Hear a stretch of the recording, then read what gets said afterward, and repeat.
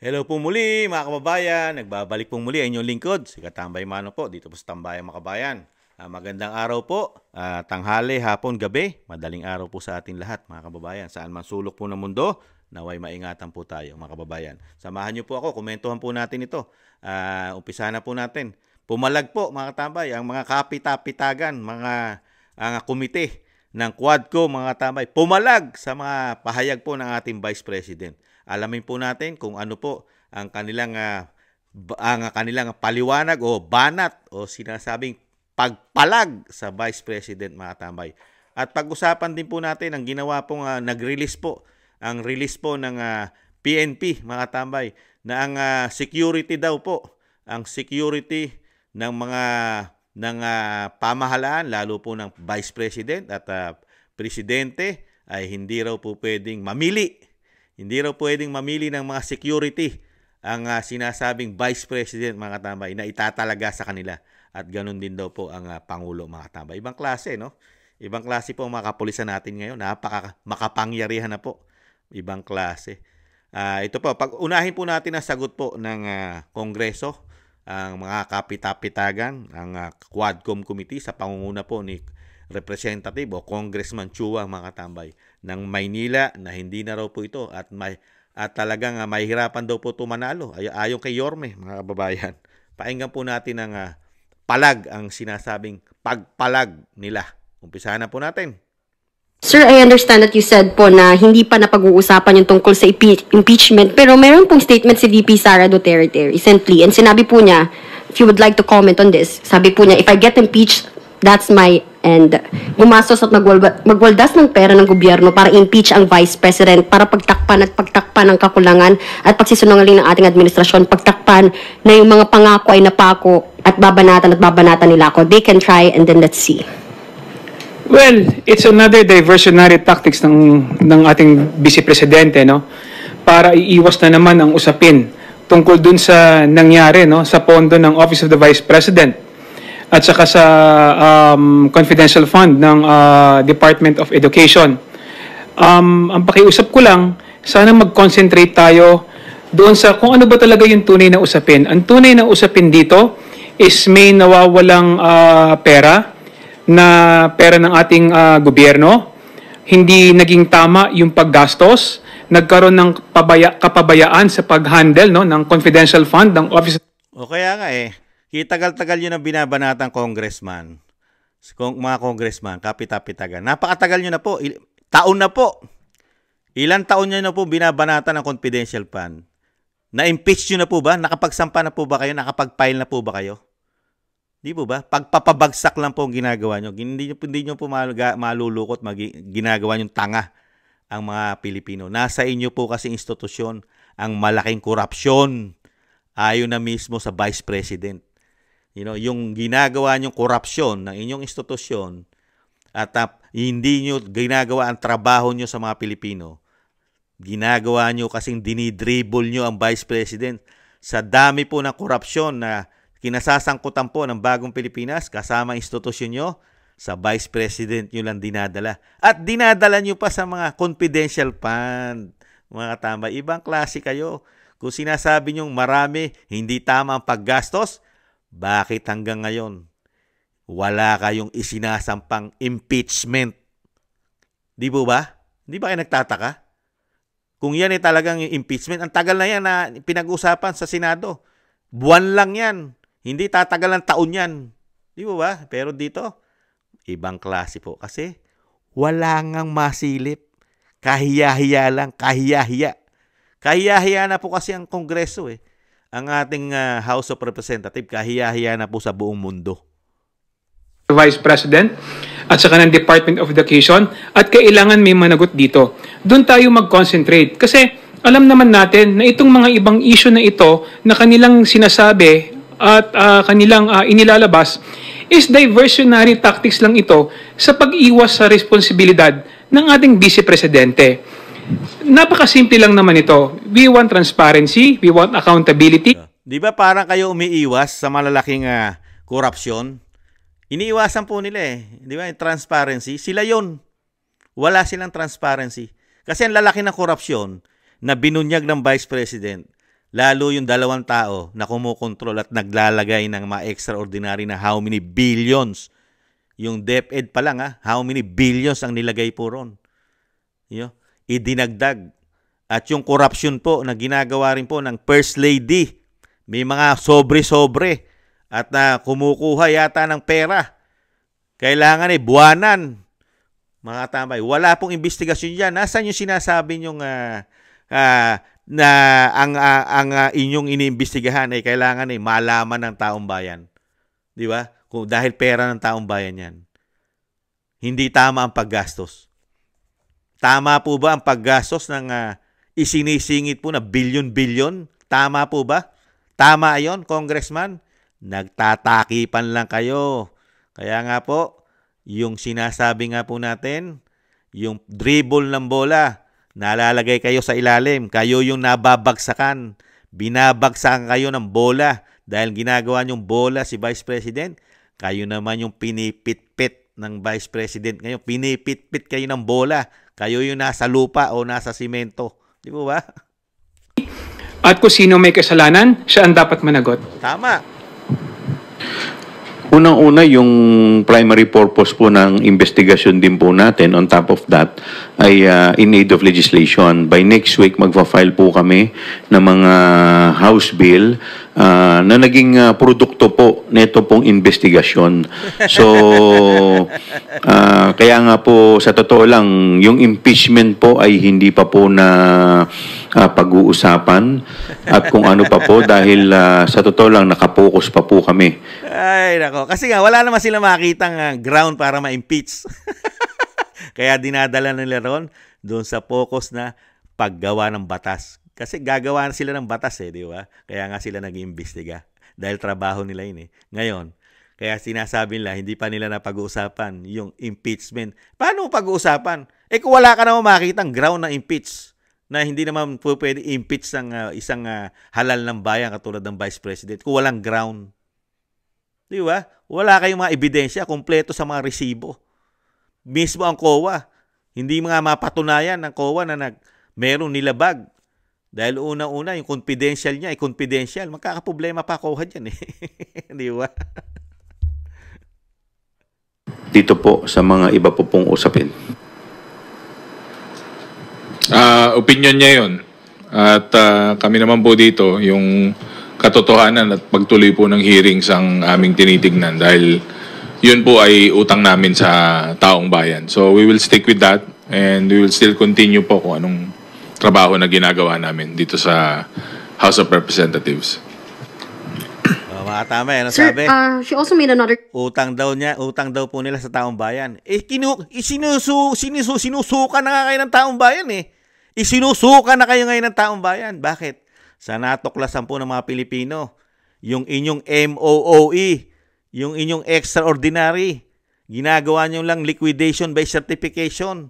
Di ba pinabubuksan ng taong bayan ang libro nyo? Di ba? Para malaman ng taong bayan kung saan nyo dinadala ang pera. Tapos sasabihin nyo, may utang na loob sa taong bayan kaya nyo ginagawa investigasyon. Mahiya kayo sa balat nyo, mga congressman. Nakakahiya. Nakakahiya kayo sa mga sinasabi nyo. Kaya kayo naglalakihan dyan. Para kayong mga buhaya. Para kayong mga hippopotamus dyan. Para kayong mga elepante yata sa lalaki. Mga pambihira. Lulukuhin nyo pa. Gagawin yung tanga mga Pilipino. Kayo nga yung ayaw nyong buksan ang libro nyo. Ang inyong pondo. Di ba? Walang public hearing ang inyong budget. Ibang klase kayo mga congressman.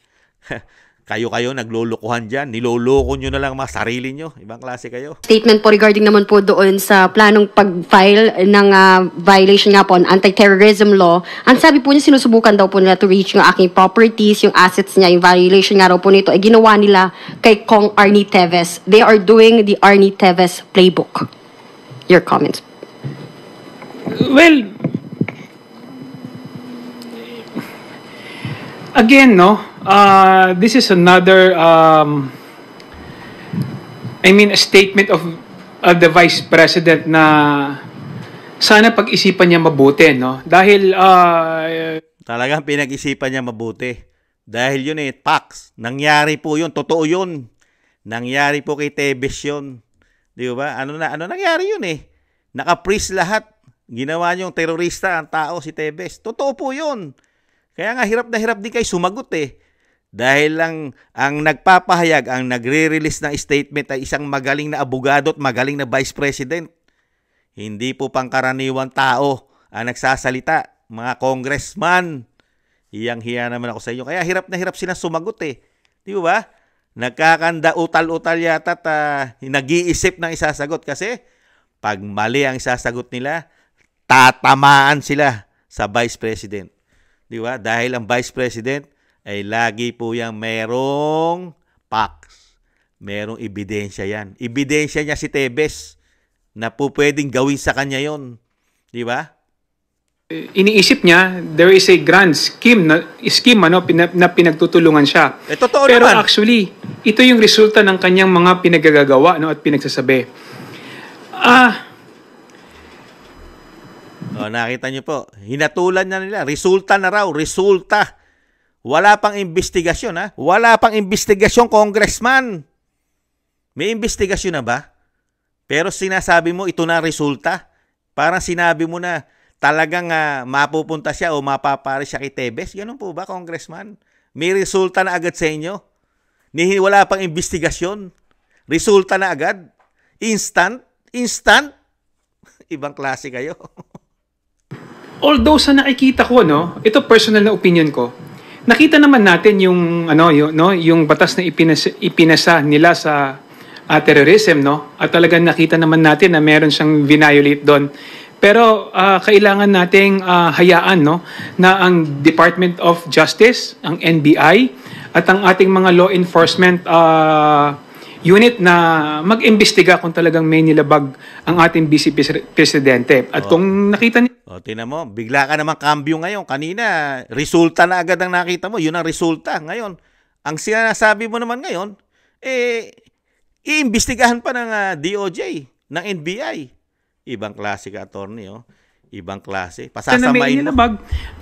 Nararapat lamang na filean talaga siya ng kaso. Kasi may nilabag siyang batas, kailangan siyang pananagutin. Tingnan niyo po, kailangan daw filean ng kaso talaga dahil may nilabag na batas. Wala pa investigasyon. Ibang klase itong mga kapita-pitagan natin to. Hangang-hanga ako sa mga kapita-pitagan natin, mga tambay. Mag-file na agad ng kaso dahil may nilabag na agad daw batas. Mga tambay, wala pang investigasyon. Wala pang investigasyon. Ibang klase kayo. Ang taong bayan na sagutin nyo, mga congressman. Mga taong bayan, open the book. Open the book. Di ba? Ito po, ito naman po ang napakagaling po mga kapulisan natin, mga tambay. Patid po sa security. Kasi papalitan nila sigurado ang security ng Vice President, di ba? Dahil kinasuhan nila ang mga security ng Vice President. Di ba? Hindi makapipili ng security escort na magbabantay sa kanyang isang protectee. Ayon kay PNP Public Information Office Chief Police Brigadier General Gene Fajardo, ang Police Security and Protection Group ang bahalang magtalaga kung sino ang ibibigay sa isang humihingi o nangangailangan ng seguridad. Sa sitwasyon naman anya ng Pangulo o Pangalawang Pangulo, dumadaan sa mahigpit na vetting process ng Presidential Security Command kung sino-sino ang dapat na magbantay sa mga ito. Kapag may request po for PSPs po or Police Protective Security Personnel po, ay hindi po sila po pwedeng mamili po. Ang PSPG po ang nagbibigay po. But since this involves po the President and Vice President, this will undergo a strict vetting process po to make sure na lahat po ng i-deploy with respect sa security detail po ng Presidente and Vice President has to go to pass through the strict vetting of the Presidential Security Command po. Ibang klase kapulisan, ano? Talagang parang tinatanim na sa utak ng taong bayan na ang Vice President hindi po pwedeng mamili ng security, you know? Talaga? Hindi ka pwedeng mamili ng katiwa-tiwala na magtatanggol o magpuprotekta sa buhay mo. Yung pulis yung PNP ang may karapatan lang sa mga security mo. Ganun po ba? Ganun po ba kay Pangulong Marcos? Wala po ba siyang pinagkakatiwalaan na siya mismo ang namili ng kanyang trustee? Pinagkakatiwalaan niya, lalo yung madikit sa kanya. Maniniwala po ako dyan sa sinasabi ng PNP, mga tambay, yung mga nasa ground security. Di ba? Pwedeng yan talagang medyo galing sa PNP yan, mga PNP ang nagbigay. Pero ang sinasabi nga natin, pero yung nakadikit mismo, yung mismong nakapaligid, dikit na dikit sa isang Pangulo at isang Vice President, pinagkakatiwalaan niya kasi buhay niya nakalaan dyan. Sa tingin nyo, maniniwala tayo sa sinasabi ng isang Colonel Pajardo yata ito, spokesperson ng PNP? Ibang klase, no? Ibang klase ng kapangyarihan ng PNP. Pati po ang halal ng bayan, hindi pwedeng mamili na ng security nila. Yung kanilang buhay. Ano kaya ibig palabasin ito, mga katambay? Samantalang nakita natin dating Pangulong Duterte, ang kanyang mga security, halos galing lahat sa Davao dahil pinakakatiwalaan niya. Galing lahat sa Davao. Karamihan, napakarami niya security. Mga pinagkatiwalaan niya.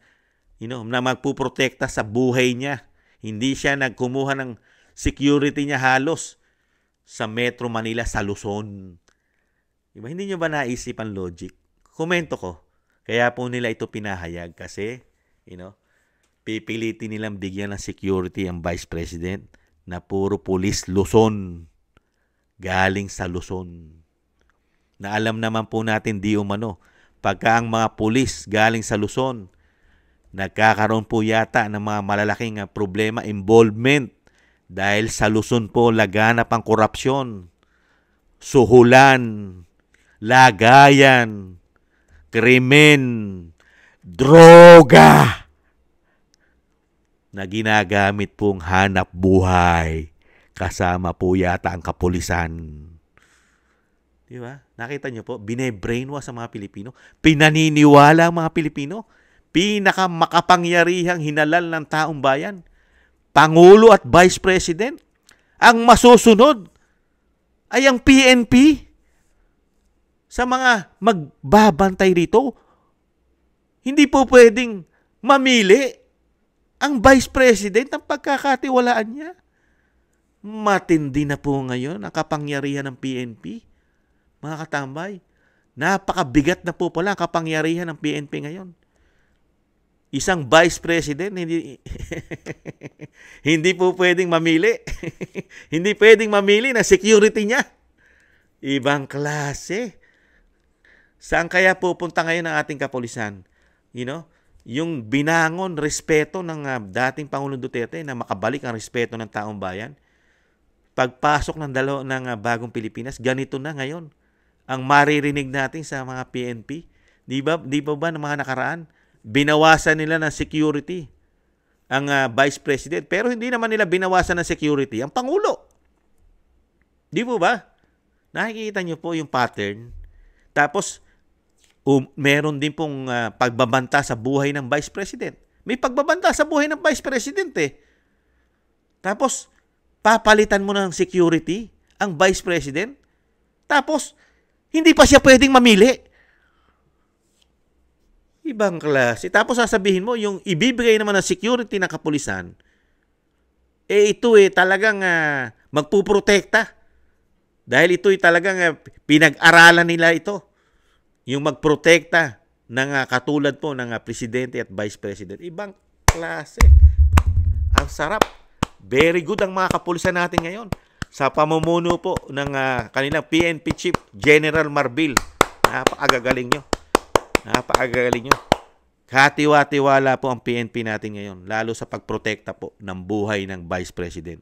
Na hindi pwedeng mamili ng kanyang pagkakatiwalaang talagang secured. Kampante siya pagkasama niya itong pinili niya na magsisecurity sa kanya. Pero, pagdating sa PNP, hindi ka pwedeng mamili. Bravo, bravo, bravo kayo PNP. Paswelduhin kayo ng taong bayan. Nagiging hari na yata kayo. Hindi na yata kayo naglilingkod ng tama sa taong bayan. Taong bayan na naghalal sa Vice President.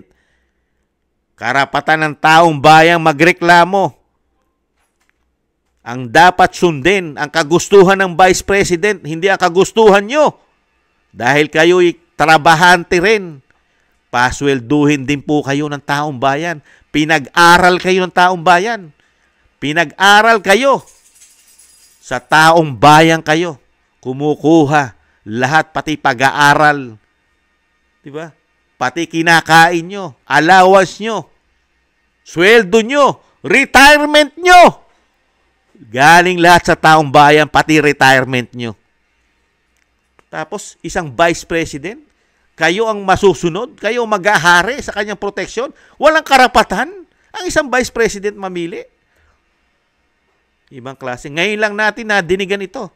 Ngayon ko lang din nadinigan ito, mga kababayan. Ang halal ng bayan katulad ng Presidente at Vice President ay hindi pwedeng mamili na kanilang pwedeng pagkatiwala ang security sa kanilang buhay. Ibang klase na po ang ating kapulisan ngayon. Ano po ang kredibilidad at credential ng mga kapulisan para pagtiwalaan ng Vice President? Lalo sa Luzon. Ang mga kapulisan natin sa Luzon, di umano, nasasangkot sa mga sari-saring krimen, pati droga. Ikumpara mo sa mga pulis na nasa Mindanao. Di mo ba? Kayo na po makapagsasabi. Ibang klase na po ang ating kapulisan. Ibang klase rin ang ating kamara. Nakita mo ang kamara. Mga instant justice pagdating sa Vice President. Ang mga congressman natin. Instant justice. Hindi pa umuusad ang investigasyon. Pero nararapat ng kasuhan ng Vice President. May nilabag na agad. Wala pang investigasyon. Mismo ang Vice President sinasabi niya, pag-aaksaya lang ng pera ang sinasabi nilang threat sa buhay ng Pangulo. Threat. Dahil mismo ang isa ring militar na nagsalita, si Sir Dado. Ano sinasabi ni Sir Dado? Ang national threat ng bansa ay kayo mismo. Kapulisan na yata ang national threat.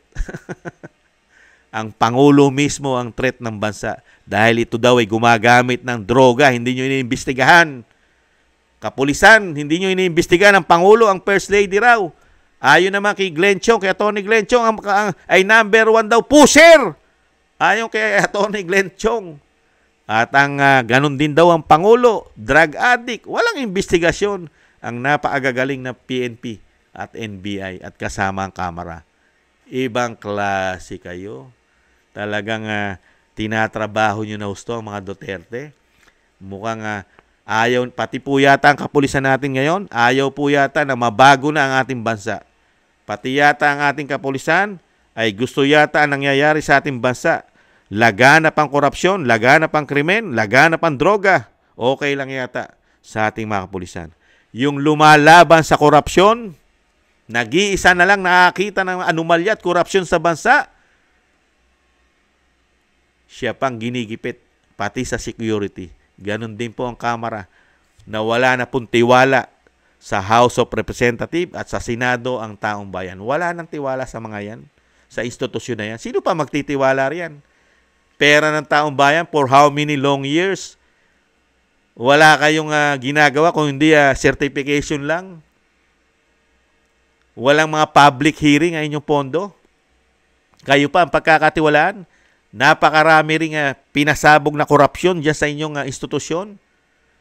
Di mo ba? Pera ng taong bayan na iniimbestigahan nyo kuno. Pero mismo yung mga sarili nyo, hindi nyo iniimbestigahan. Panay ang imbestigahan nyo sa Vice President. Pero yung mga opisina nyo, nakasarado libro nyo. Good luck na lang sa inyo. Kaya dadami pa ng dadami ang tao sa EDSA. Sa ganito pong nakikitang sitwasyon. Pati po kapulisan, tinatanggalan na rin ang Vice President ng karapatan na kumuha ng kanyang pagkakatiwalaan yata ang security. Ang masusunod na lang po, ang PNP. Mga tamay, mas makapangyarihan pala ang PNP kisa sa binoto na mahigit 32 million ng taong bayan.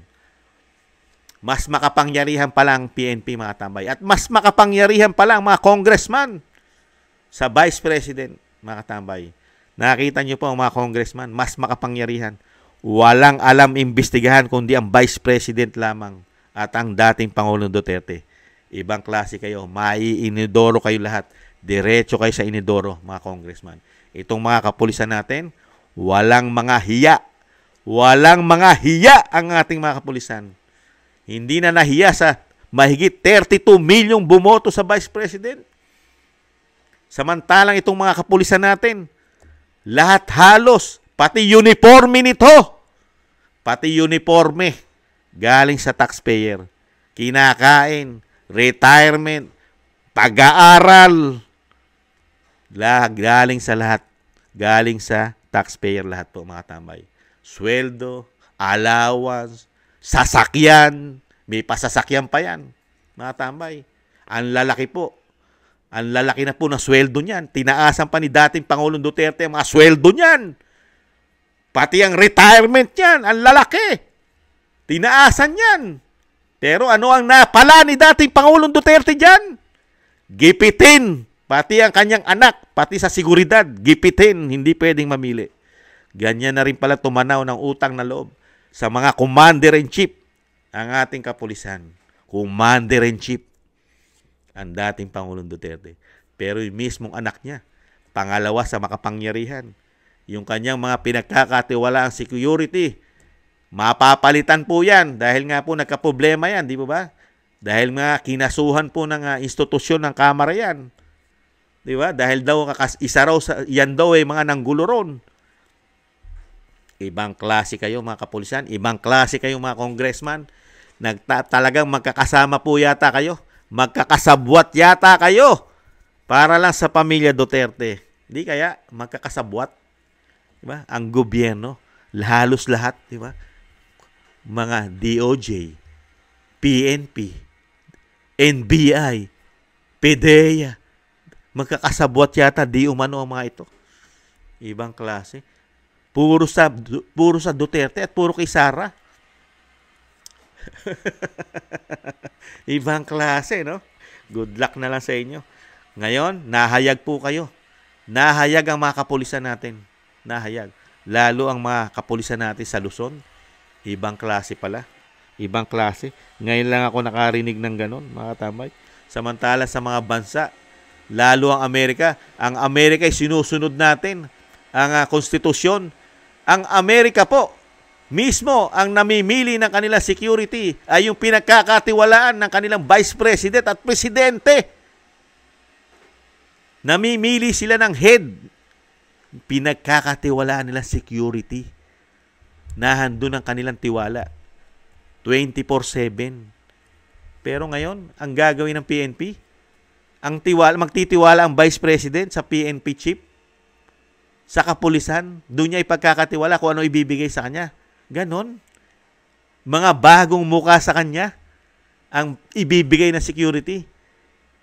Hindi niya alam ang mga background nito. Bibigyan ka lang, padadalang ka lang. Ibang klase. Pare-parehas po yata ang taong gobyerno natin ngayon, pati sa Kongreso. Ibang klase kayo. Ibang klase. Muli po mga tambay, sana po isama po natin sa panalangin dahil nakikita po natin ang nangyayari ngayon. Lalo po ngayon, gamit na po ang gobyerno, pati ang kapulisan natin. Imbis po na pati po ang security ng Vice President ay nagiging question na po ngayon. At talagang mukhang pati ang pamimili at gustong yung pinagkakatiwalaan po at gustong ilagay ng kanyang ng Vice President na security, mukhang kikitilin din. Mukhang kikitilin ng PNP mga tamay. Hindi yata papayag na mamili ang Vice President sa seguridad ng kanyang buhay. Samantalang nanganganib ang buhay niya, mga tamay. Dapat nga, yung pinagkakatiwalaan niya, magsisecurity sa kanya. Dahil nanganganib ang buhay niya eh. Pero sa PNP, hindi ka pwedeng mamili! Bawal! Ibang klase kayo. Mga paswelduhin ng bayan. Ibang klase. Muli po mga tambay, sama po natin sa maraming panalangin dasal ang kaligtasan po ng Vice President. Dahil ngayon po, pati PNP, nagagamit na po yata mga tambay. Maraming salamat po sa mga gusto po ng Tambayang Makabayan sa YouTube at TikTok. At ganun din po sa mga nagko-comment, like, share, and subscribe. Thank you po. Sa muli po, paalam. Ingatan nawa. Bye-bye.